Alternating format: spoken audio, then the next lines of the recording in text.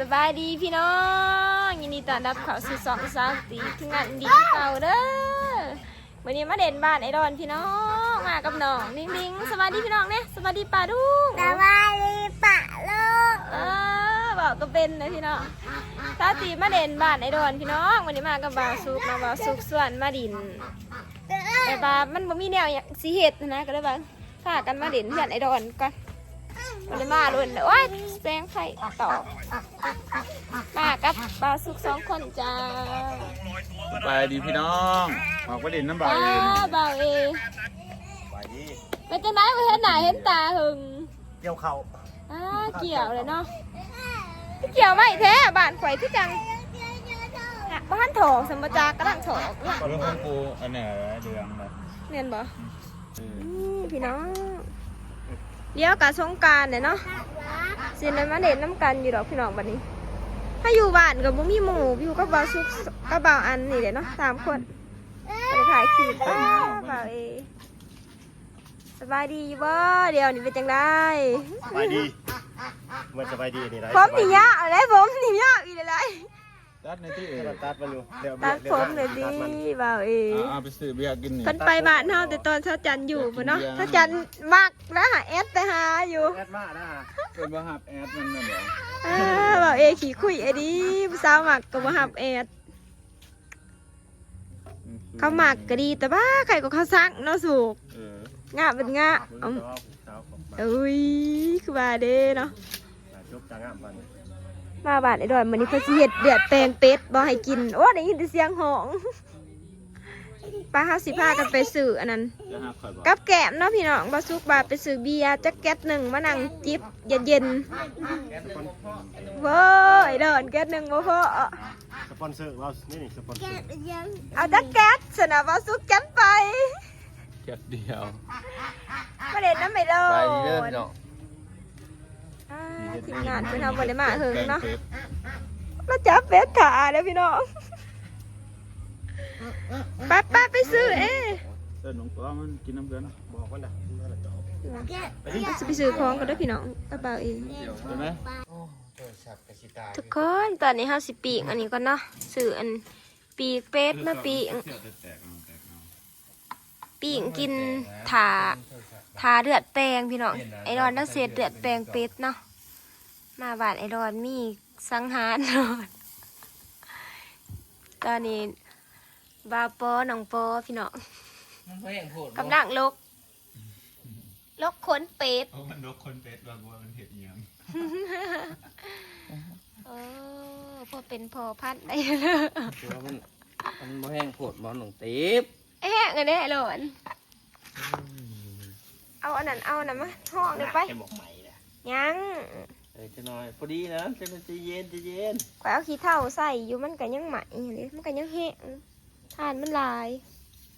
เอาเนี่ยมาห้องมันชูงสันแล้วไปทานมันเบิดก่อนบ่โอเคจ้ะ นี่มันมาหอดเฉย บ่าวเอ กันน้ำมันแล้วก็ได้ ไอ้รอนี่สงกรานต์นี่ขอหยาดเบิดคอออก ไม่อยากนะ ข่อยมักตัวเดียวนี่แหละมันไม่ยากหรอกมาสวงมาเด้อโอ้เป็ดกูไปใส่เบิด ขาพุ่นที่ปลายตัวโปนเหมือน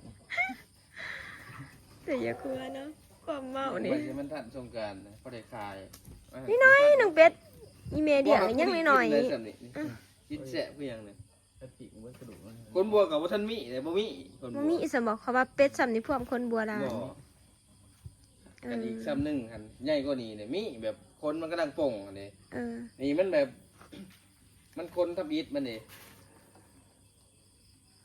อากาศร้อนได้พี่น้องแล้วพอมีหยังสิเฮ็ดกับบาสุกส่วนกันมาดินน้ำไม่ร้อน ข้าวซุป บ่ได้กินโดนเลยก็เลยมากิน แก่ฮ้อนเพิ่นบ่า อยู่เพื่อนเงาๆจะเจ็ดอย่าง เงาเนาะ แต่กับปอมันยังมาน อนเลยค่ำนอนเลย ก็ยังมาหาแต่คุมื้อเนาะ มาอยู่เพื่อนกูมือ อันนี้ยังไง เมื่อนอนแต่7 ชั่วโมงมันว่าอยู่บ้านบ่มีหมู่มันว่า จะสิมีไผ มีแต่บักบีมหมู่ แต่เด็กน้อยเนาะสุก เขาไปไถ่ไปเลยหมู่เหมือนกัน ตื่นขึ้นมาจะค่ำจะไม่มี น้องอามน้องแค่ไปไทยเบิด มันว่า สาสปา ได้บ่ ถ้าผู้ใดสงกรานต์ผู้ใดเนาะสิคือคืนคือเก่าเลยหนึง ต้องการ ถาม พา เบิ่ง กันกินอยู่ใช่เหรอกินอยู่นี่ อยู่บ้านนี่แหละที่มาหาเด้อสงผ้า หาแน่มากินเอาเงินกัน โอเคไม่ยากไอ้ดอนเอ้ยไผ่แห้งเกินถูก เขามากินเป็ดเลยแยกแยะไอ้เป็ดอันน่ะเป็ดอีหยังเป็ดละกูชูว่าพิษกันบ่กับเมียอยู่กูบ่ได้แยกแยะกันว่า บ่ กิ เป็นเพื่อน ตัวหนึ่ง เฮาเพื่อนดีเดียวกันขั้นเห็ดให้หมูกินหั่นมันสิเป็น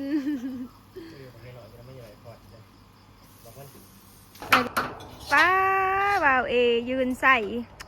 ขวบเป็ด พี่น้องเอ้ย แล้วแหละ เขาจะมาเช้าตีแบบกินเบาอีเห็ดเบิด ป้าสเปกเลยนะฮะ แล้วก็มาจีบเอาไม่ได้เบาอีเหรอวะ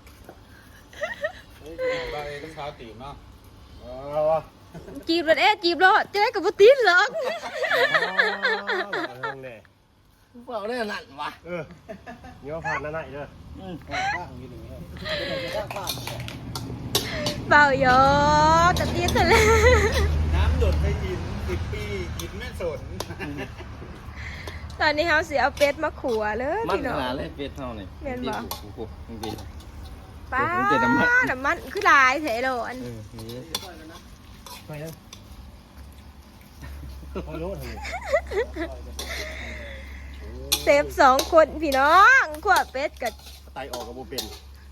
เดี๋ยวแกงติดลงเอาเด้ออยู่ ปานจะได้มีเอาปอ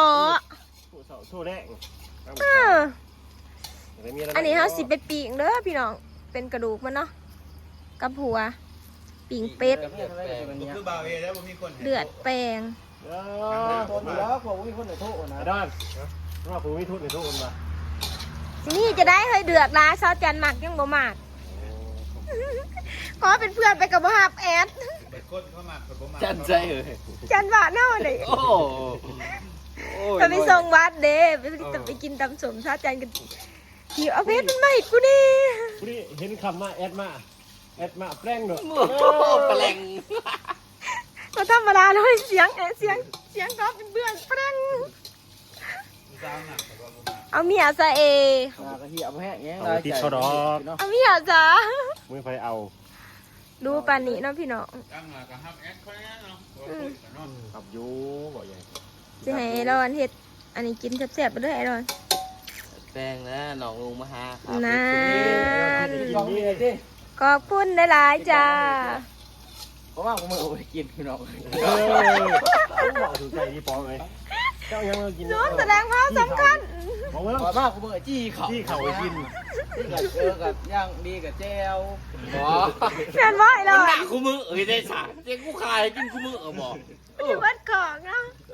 บอกว่าอย่างนี้เนี่ยนี่ว่าเขาแบบนานๆที่เขามาหาเดือนจริงๆแต่ว่าตัวหนึ่งยังไงเนี่ยอันนี้มากคู่มือเวลามีมือหนึ่งมี24 ชั่วโมงผมมันอยู่ก่อนเลย14 ชั่วโมงผมมัน2 คนเหลือ10 ชั่วโมงผมมัน เมย์จะมาเป็นดุไอรอนนะ ใหญ่ที่คุณโนคั่วสาสู หวานสุกแต่ก็เอามาเห็ดนะพี่น้องเดี๋ยวเราไปด่างพักเด้อสิเอามาเล็ดอยู่นี่เนาะพักหอมป่นนี่จะพักหอมป่นไหมน้ำลายเนาะก็ที่เป็นจืนเลยนะเขียวเป็ดมันเด้อ บริกินนัวอะไรเนี่ย อย่างเป็ดพอได้แต่แกมเบียร์เนาะไอ้โดด ตำนั้นเนี่ยเขา เมียนนั่นแหละ แพงเลยเด้อ แพงเลยเว้ยเป็นโดเขาขาย เอาเวลาเขาอยากนี่คือจะอยากเดือนนี้ แต่ไปซื้อเขาบริยากนะ ยากอยู่บ้านเขายังหายากเนาะสูกยากกันดิ เดี๋ยว เสียบกระทะเลยเอาลองวัดในตอนนี้เคียงค่ะอยู่กับการหมักเลี้ยงเป็ดขาวเพราะว่ามันไข่ไอ้หลอนมันไข่ร้ายเลย เป็ดละเป็ดละ ท่านแรกเลี้ยงกินไข่มันมีแล้ววะ ตัวนี้ค้าอยู่ตัวนั้นเป็นเป็ดกาตัวนี้ตัวนั้นมันไม่มีเป็ดละตัวเดียวเนี่ยเขาเอ่ยว่าเป็ดละเพราะมี2 ตัว ไปเนี่ยค่ะเบิ่งตอนเฮาเกียมเนาะเห็ด 8 บ่วงเอาตัวน้ำลายกูเดือด ให้เบาเอเห็ดเนาะอันนั้นพองเดือดกับน้ำต้มเด้อพี่น้องใส่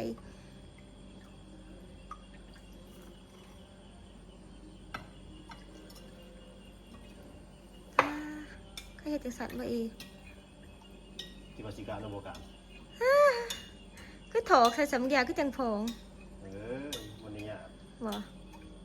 ป้าสูตรบ่าวเอเด้อพี่น้องเพิ่นเฮ็ดให้กินเนาะแต่ละเทื่อเช้าตีเพชรกับบ่าวสู้คำบ่กะอำพี่น้อง อันนี้ทองคำกูถัดกามเลย คนเฮ็ดเป็นเนาะ ทั้งดอกทั้งเห็ด ทั้งดอกทั้งเฮ็ดกินเป็นพี่น้องเอ้ เบาแล้วเบา ย เสียเงา ธรรมดาเด้อบ่าวเอ นี่ นี่เดี๋ยวเรามาเบิ่งไก่เนาะนี่พี่น้องพักเข้ากับมีแต่พักข้าวป่นเนาะเพราะว่ามันบกโขบเครื่อง มีไข่เนี่ย กินย่างๆกินเราสีซอยให้กิน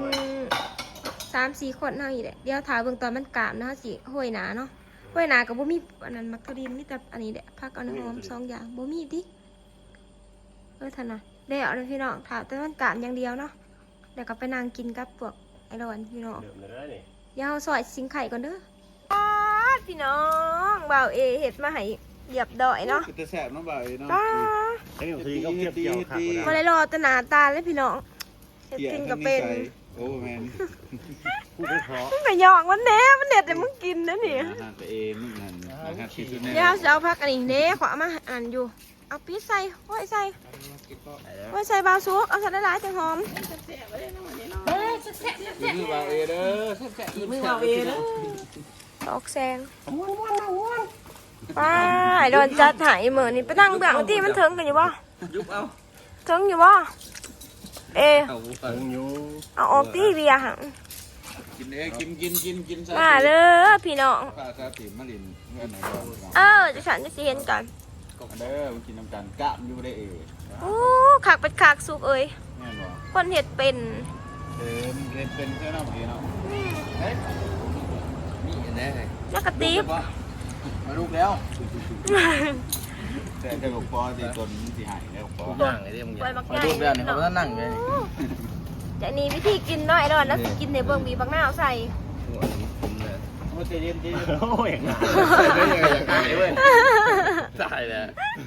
ใส่ไปเอาเขาแล้วหนึ่งก็อยากหายเนาะจำกะปิให้ร้อยมักพริกแสบเบาๆซุปเบาซุปเป็นหน้าส่วนมักเอกินเบียร์นะอยู่ เขาพี่ถ่ายให้ชิมเลย เด่นชุนหาอะไรมาโพสกัน โอเค พอแล้วแต่แล้วตั้งจบแล้วนะ กินเดือดเปลงแล้วจ้ะเนาะ เอาตีบมาเนาะรถจำเนี่ยพ่อ อีกว่าได้กินแม่บาซุปก็ให้กินเบิร์ดมันว่าเป็นยังหรอกเนาะมันเดือดเท่ามัน บอกแล้ว ปรุ บอก งอันนั้นแล้ว เป็นคนหน้ากินโหลดเจ้าหน่อยก็ตายแล้วอันนี้ก็กินก็จะ จำนี่ยังอีก3 ปีก็เจ็บแล้ว โอ้ยมาเด้อพี่น้อง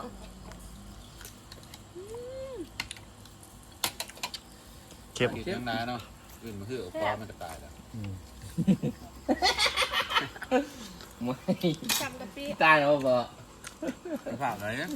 แสบเนาะ เมียอะไรมันท่านจะ ถ้า ตาย ถ้าเห็ดเป็นจุกสูตรเด้อ ไม่หมอ